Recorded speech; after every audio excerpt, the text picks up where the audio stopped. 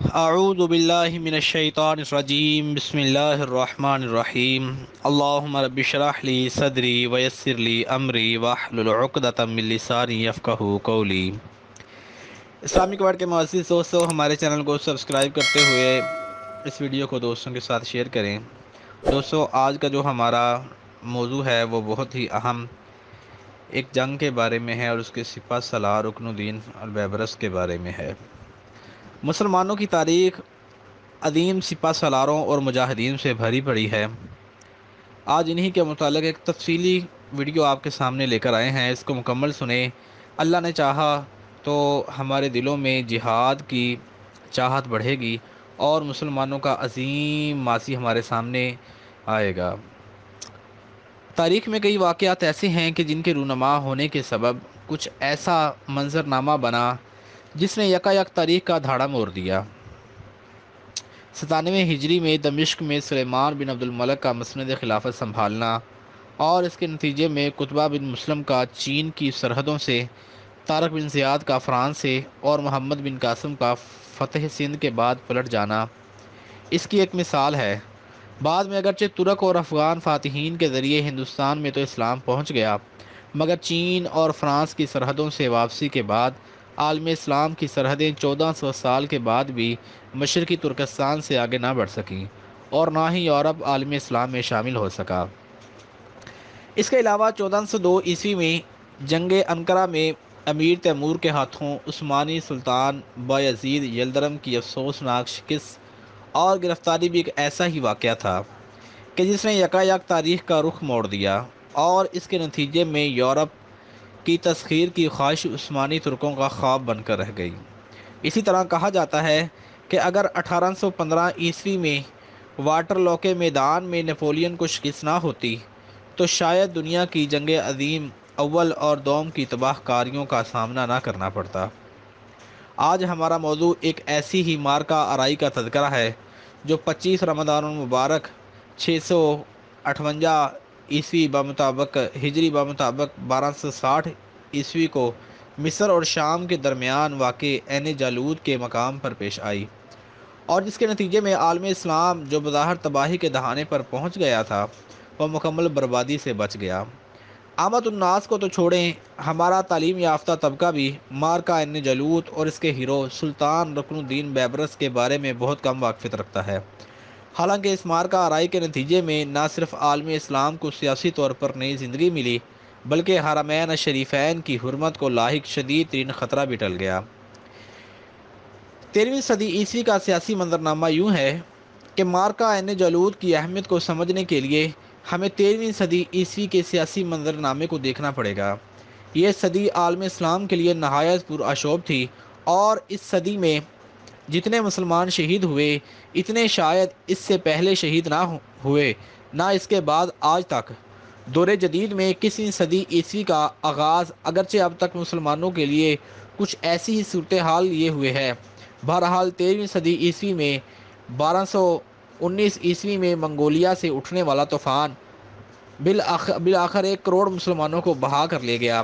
چنگیز خان نے پہلے تو چین کی عظیم تاریخی سلطنت کو برباد کیا، پھر اس نے ماوراء نہر کے علاقوں کا رخ کرتے ہوئے سمرقند، بخارا سے لے کر خراسان کے علاقے ہرات تک اور نیشا پور سے لے کر دریائے سندھ کے ساحلی علاقوں تک تباہی اور بربادی کی داستانیں رقم کی۔ وسطی ایشیا اور چین کے بعد مشرقی یورپ اور روس کے علاقے چنگیز خان کا شکار بنے۔ 1227 عیسوی میں چنگیز خان کی وفات کے بعد اوکتائی خان اور اس کا بیٹا جانشین بنے۔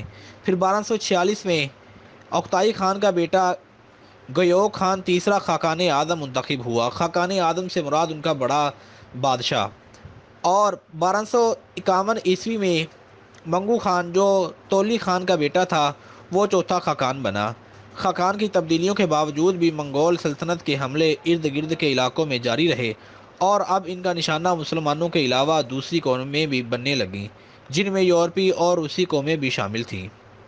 1258 عیسوی میں ہلاکو خان نے منگو خان کے گورنر کی حیثیت سے بغداد پر حملہ کر کے خلافت عباسیہ کا خاتمہ کر دیا۔ بغداد کے بعد ساتھ ساتھ موصل، حلب اور دمشق بھی ہلاکو خان کے ہاتھوں فتح ہو گئے۔ دمشق کے سوا وہاں کے حاکم نے ہلاکو خان سے معاہدہ کر لیا تھا۔ عراق اور شام کے اکثر شہروں کو بغداد جیسی قتل و غارت گری کا نشانہ بنایا گیا۔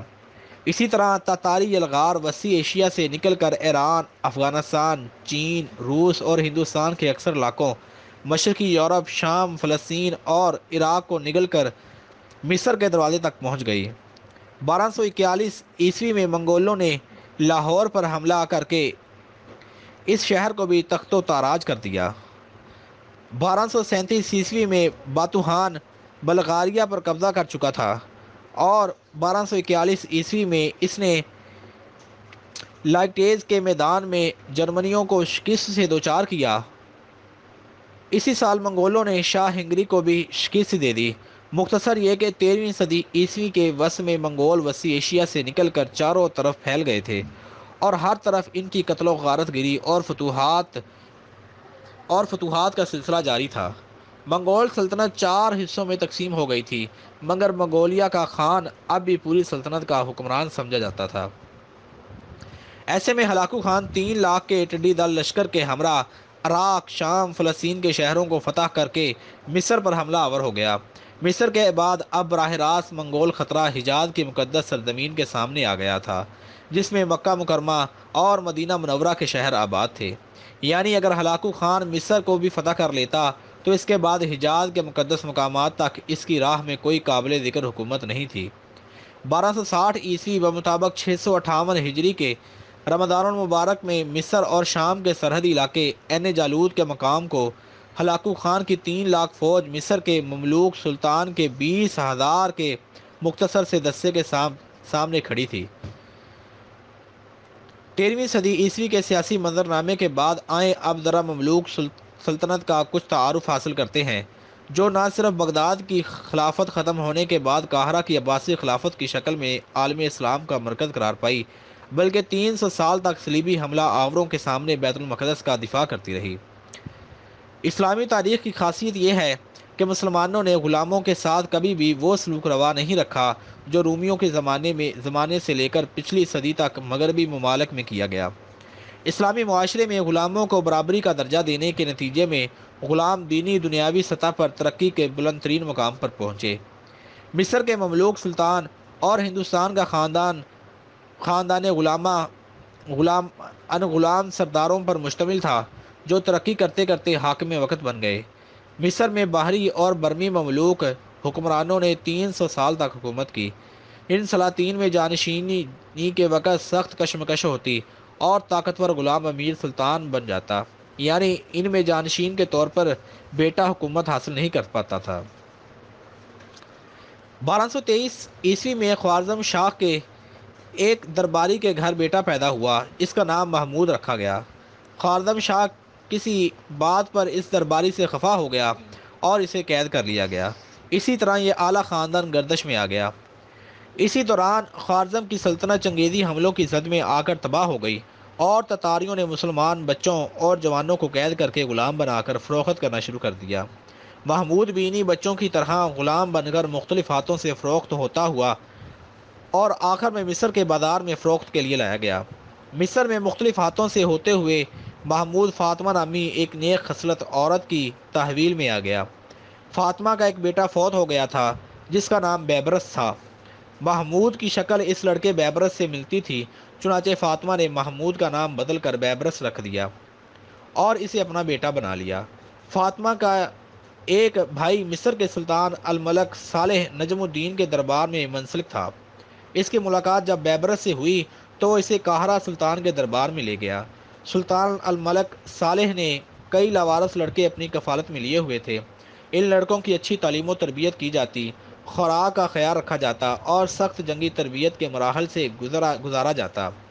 اسی طرح یہ لڑکے سلطان کے وفادار بن جاتے اور سلطان کے ذاتی فوج میں شامل کر لیے جاتے۔ یہی طریقہ بعد میں ترکوں نے اختیار کیا اور عثمانی سلاطین کی مشہور زمانہ افسانوی شہرت کی حامل فوج ایسے ہی غلام لڑکوں پر مشتمل ہوتی تھی۔ بہرحال محمود براہ راست سلطان مصر کے زیر نگرانی تربیت پا کر رکن الدین بیبرس کے نام سے مصر کی فوج میں شامل ہو گیا اور اپنی لیاقت اور مہارت کے سبب مصری فوج کا سالار شمار ہونے لگا۔ مصر، شام اور فلسطین کے سرحدی علاقوں پر مشتمل عین جالوت کا میدان ایک تاریخی حیثیت رکھتا ہے۔ اس میدان کو عین جالوت اس لیے کہتے ہیں کہ یہاں حضرت داؤد علیہ السلام نے جالوت نامی ایک ظالم اور جابر بادشاہ کو شکست دی تھی۔ اس مارکہ آرائی کو اللہ تعالیٰ نے سورۃ البقرہ میں یوں بیان فرمایا ہے، ترجمہ: اور قتل کیا داؤد نے جالوت کو، اور اللہ نے اسے سلطنت اور حکمت عطا فرمائی، اور جو چاہا اسے سکھایا۔ سورۃ البقرہ آیت نمبر 251۔ عین جالوت کے معنی جالوت کا چشمہ کے ہیں، اور اس علاقے میں اب 658 ہجری میں ہلاکو خان 3 لاکھ کے لشکر کے ساتھ مصر پر حملہ آور تھا۔ اس وقت مصر کا حاکم مملوک سلطان سیف الدین اور رکن الدین بیبرس اس کا سپہ سالار تھا۔ سلطان کی فوج کی کسی بھی طرح 3 لاکھ کے لشکر جرار کا مقابلہ کرنے کے قابل نہ تھی، اور اب مصر کی شکست کا مطلب تھا کہ ہلاکو خان کی رسائی حجاز مقدس کے شہروں اور حرمین الشریفین تک ہو جاتی، اور پھر مراکش، شمالی افریقہ کے مسلم علاقے، اور پھر اندلس۔ مگر اس موقع پر اللہ تعالیٰ نے عالم اسلام کو بچا لیا۔ ایک معجزہ رونما ہوا اور ہلاکو خان کو اپنی فوج کا ایک بڑا حصہ لے کر قراقرم واپس جانا پڑا۔ قراقرم کے چوتھے خاقان اعظم منگو خان کا انتقال ہو گیا، اور دنیا بھر سے تاتاری شہزادے قراقرم کی مرکزی جرگے جسے کرولتائی کہا جاتا ہے، اس میں شرکت کرنے کے لیے قراقرم روانہ ہو گئے۔ ہلاکو خان نے اپنے نائب قتبگاہ خان کو 20,000 کا لشکر سونپ کر واپس قراقرم کی راہ اختیار کی۔ یہاں اس دھمکی امیز خط کا ذکر ضروری ہے جو تاتاریوں کی طرف سے بادشاہ کو لکھا گیا تھا۔ یہ خط ہلاکو خان کی طرف سے لکھا گیا تھا یا قتبگاہ خان کی طرف سے، اس بارے میں تاریخ میں مختلف روایات ملتی ہیں۔ بہرحال تاتاری سفیر نے یہ خط سلطان کو پیش کر دیا۔ یہ اس کا فرمان ہے جو ساری دنیا کا آقا ہے کہ اپنی پناہ گاہیں منہدم کر دو، اطاعت قبول کر لو۔ اگر تم نے یہ بات نہ مانی تو پھر تم کو جو کچھ پیش آئے گا وہ بلند و بالا اور جادوانی آسمان کے علاوہ کوئی نہیں جانتا۔ غالب امکان ہے کہ خط ہلاکو خان نے قراقرم روانگی سے قبل بھیجا تھا، جس میں صاف انداز میں اعلان جنگ کیا گیا تھا۔ بہرحال تاتاری سفیر نے رعونت امیز انداز میں یہ خط سلطان مصر کے سامنے پھینک دیا۔ یہ انداز دیکھ کر سلطان مصر اور رکن الدین بیبرس کی آنکھیں غصے کے عالم میں سرخ ہو گئیں۔ سلطان کو خط کے مندرجات پڑھ کر سنائے گئے تو سلطان نے سفیر سے کہا، ہمارا ہلاکو خان سے کوئی جھگڑا نہیں، لہذا اسے چاہیے کہ ہمیں ہمارے حال پر چھوڑ کر واپس چلا جائے۔ اس پر سفیر نے جواب دیا، تو گویا چاہتے ہو کہ تمہارا بھی وہی حشر کیا جائے جو ہم تمہارے خلیفہ کا کر آئے ہیں۔ جان لو کہ ہمارے آقا کی قوت لامحدود ہے، اور دنیا کی کوئی طاقت اس کا مقابلہ نہیں کر سکتی۔ تاتاری سفیر کا یہ انداز دیکھ کر سلطان مصر آگ بگولا ہو گیا، اور اس نے کہا، ان تاتاریوں کی زبانیں گدی سے کھینچ کر انہیں قتل کر دیا جائے۔ ہماری طرف سے خط کا جواب یہی ہے۔ بہر طور 15 رمضان المبارک 658 ہجری بمطابق 1260 عیسوی میں عین جالوت کے میدان میں منگول سالار قتبگاہ خان اپنے لشکر کے ساتھ مقیم تھا کہ سلطان اور امیر رکن الدین بیبرس افواج مصر کے ساتھ موجود ہوئے۔ ہلاکو خان کی روانگی کے بعد دونوں لشکروں میں عددی توازن تقریباً برابر ہو گیا تھا، کیونکہ تتاری لشکر کا بڑا حصہ ہلاکو خان اپنے ساتھ لے گیا تھا۔ عملی طور پر افواج کی کمان رکن الدین البیبرس کے پاس تھی۔ بیبرس تاتاریوں کے قصے سن کر کہا کرتا تھا، وقت آنے دو، ہم ان وحشیوں کو بتائیں گے کہ صرف وہی لڑنا نہیں جانتے، بلکہ دنیا میں کچھ ایسے لوگ بھی ہیں جو ان کی گردنیں دبوچ سکتے ہیں۔ قتبگاہ خان کو ہلاکو خان کی طرف سے واضح ہدایات تھی کہ اس کی واپسی تک اس جگہ قیام کرے اور مصر پر ہرگز حملہ آور نہ ہو۔ امیر رکن الدین بیبرس کو جب ہلاکو خان کی واپسی کی اطلاع ملی تو اس نے سلطان کو فوراً منگولوں پر حملہ کرنے کا مشورہ دیا۔ اس طرح باقاعدہ طور پر آگے بڑھ کر رکن الدین بیبرس نے منگول لشکر پر حملہ کر دیا۔ عین جالوت کی اس تاریخ ساز جنگ میں رکن الدین بیبرس نے تاتاریوں پر ان کا اپنا طریقہ حرب استعمال کیا۔ اس نے اپنے چند دستے ایک گھاٹی میں گھات لگا کر بٹھا دیے۔ بیبرس نے ابتدائی طور پر پسپائی کا انداز اختیار کیا، اور منگول اس کی چال میں آ کر گھاٹی میں پھنس گئے۔ گھات لگا کر دشمن کو تنگ جگہ لا کر پھنسانا تاتاریوں کا ایک اپنا انداز جنگ تھا جو رکن الدین بیبرس نے خود ان پر استعمال کیا، اور ماضی کی فتوحات کے نشے میں سرشار قتبگاہ خان بیبرس کی چال میں آ گیا۔ گھاٹی میں گھات لگائے محفوظ مصری دستے نے منگولوں کو تہس نہس کر دیا۔ منگول لشکر میں ابتری پھیل گئی اور وہ دو اطراف سے مسلمانوں میں گھر گئے۔ بیبرس نے منگول فوج کا قتل عام کیا اور انہیں اس بری طرح سے مارا کہ تاریخ میں اس سے پہلے تتاریوں کے ساتھ پہلے کبھی ایسا نہ ہوا تھا۔ قتبگہ خان بیبرس کے ہاتھوں گرفتار ہوا اور بیبرس نے اسے قتل کر دیا۔ منگول لشکر مکمل طور پر قتل یا گرفتار ہو گیا تھا۔ مقتول سالار قتبگہ خان کی لاش کی نمائش قاہرہ کی گلیوں میں تتاری قیدیوں کے ساتھ کی گئی اور بعض ان قیدیوں کو بھی قتل کر دیا گیا۔ مارکہ عین جالوت کے نتائج کی طرف غور کریں تو عین جالوت کے میدان میں تتاریوں کی شکست کی خبریں شام اور فلسطین کی منگول مقبوضات میں آگ کی طرح پھیل گئیں۔ مسلمانوں نے منگول حاکموں کے خلاف بغاوت کر دی اور جگہ جگہ سے خبریں آنے لگیں کہ مسلمانوں نے تتاریوں سے شہر واپس لینے شروع کر دیے ہیں۔ اسی طرح دیکھتے ہی دیکھتے شام اور فلسطین کی اکثر مقبوضات منگول تسلط سے آزاد ہو گئیں۔ اسی طرح منگولیا سے اٹھنے والی کالی آندھی 40 سال تک مظلوم مسلمانوں کا خون پی کر 1260 عیسوی میں عین جالوت کے میدان میں رکن الدین بیبرس کے ہاتھوں اپنے انجام کو پہنچ گئی۔ اگرچہ اس کے بعد بھی تتاریوں نے مسلمانوں کے علاقوں پر کئی حملے کیے، مگر ان کے ناقابل شکست رہنے کا تاثر ختم ہو گیا تھا اور اب مسلمان ہر جگہ ڈٹ کر ان کا مقابلہ کرتے تھے۔ ہندوستان پر مسلسل تتاری حملے اور خلجیوں کا کامیاب دفاع اس کی ایک روشن مثال ہے۔ رکن الدین بیبرس کا مصر کے تخت پر قبضہ کرنا۔ پہلے عرض کیا جا چکا ہے کہ مملوک سلاطین میں جانشینی کا کوئی نظام نہیں تھا، بلکہ طاقتور امیر حاکم اور سلطان بن جاتا تھا۔ مارکہ عین جالوت سے قبل سلطان مصر سیف الدین اور رکن الدین بیبرس کے درمیان معاہدہ طے پایا تھا کہ فتح کے بعد شام میں حلب اور اس کے اطراف کے علاقے بیبرس کے تصرف میں دے دیے جائیں گے، مگر بعد میں سیف الدین مکر گیا اور اس طرح سلطان اور بیبرس کے درمیان رنجش پیدا ہو گئی اور مارکہ عین جالوت کے چند دنوں بعد ہی پراسرار طور پر سلطان قتل کر دیا گیا اور رکن الدین بیبرس سلطان مصر بن گیا۔ سلطان کے پراسرار قتل میں تاریخ میں سلطان بیبرس کا نام مشکوک انداز میں لیا جاتا ہے۔ سقوط بغداد کے حوالے سے ہلاکو خان کو تو اکثر قارئین جانتے ہوں گے یا اکثر سامعین سنتے اس کے بارے میں رہتے ہوں گے، مگر اس مرد خونخوار کا انجام کیا ہوا اس سے اکثر لوگ ناواقف ہیں۔ آئیے یہاں کچھ تذکرہ ہلاکو خان کے انجام کا کیے دیتے ہیں۔ منگول سے فارغ ہو کر ہلاکو خان واپس آیا اور سلطان بیبرس سے انتقام لینے کے لیے بے چین تھا۔ دونوں طرف قدرت کا قانون حرکت میں آ چکا تھا۔ اس دفعہ تتاریوں کو ان کے اپنے ہی ہاتھوں سے شکست کھانا تھی۔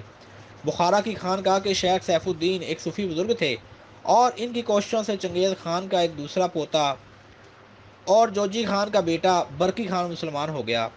قبل اس کے کہ ہلاکو خان سلطان بیبرس سے بدلہ لیتا اور حجاز مقدس کی طرف پیش قدمی کرتا، برقی خان کی سربراہی میں ایک منگول لشکر اس کے سامنے آ گیا۔ منگول لشکر جب اس کے سامنے آیا، اس طرح چنگیز خان کے دو پوتے آمنے سامنے آ گئے اور برقی خان کے ہاتھوں ہلاکو خان کو شکست ہوئی اور اس شکست کے صدمے سے تاب نہ لا کر وہ ہلاک ہو گیا۔ اللہ رب العزت کی ان پر لعنت ہو۔ اللہ رب العزت مسلمانوں کو عظیم سپہ سالار عطا فرمائے۔ اللہ رب العزت سے دعا ہے کہ رب کائنات سلطان رکن الدین بیبرس جیسے عظیم سپہ سالار تاریخ میں دوبارہ عطا فرمائے۔ آمین بجاہ سید العالمین صلی اللہ علیہ وسلم۔